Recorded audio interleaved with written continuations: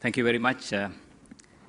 So I think I'll be very short here because for two reasons. One is I'm not a good orator like Peter or Ruanti. The second one, what I'm going to talk about is actually came from the audience. So I think exactly, I think almost quite a few people echoed the same. So I think one of the things that we have seen over the last many years, Sri Lankans are taking a lot of decisions emotionally. So they take a lot of decisions by their heart. Obviously, you have to take that decisions by your heart, but certain decisions are there you have to take with your head, with your brain. So I think we need to educate people. So one of the event here is exactly what we are trying to do is to make sure first we educate ourselves on what's happening in the country, and then obviously the next step is to educate the others. So I think what we have seen is what Peter mentioned on the debt crisis. A lot of people don't know these things, but I think I learned a lot of things from what Peter said.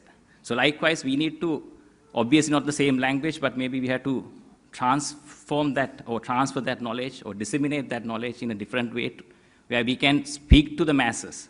So I am in education sector as well, running a 3,000 student university right now. So I'm very passionate about educating people on various things.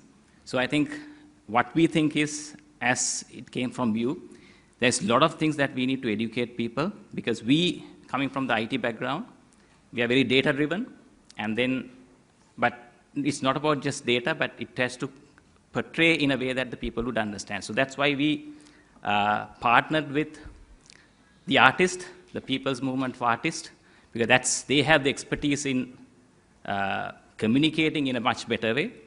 And for us, what we can do is, we have the expertise, especially the technologies, the IT. A lot of people rely a lot of data on social media, especially the young people. So as you know, the social media is all crap.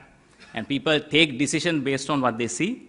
So we want to make sure that the majority of the Sri Lankans would see the real situation as it is.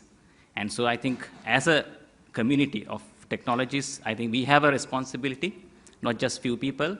So I think what we want to see is that we want to create that movement where the real data is being sent to the people. So then they will take a decision. When they have to make a decision, they will take that decision with their, more than the heart, with the brain. So I think that's what we need to do. I'll be very short, but the message, I think, what we want to mention, so I think we can't do it on 12 of us.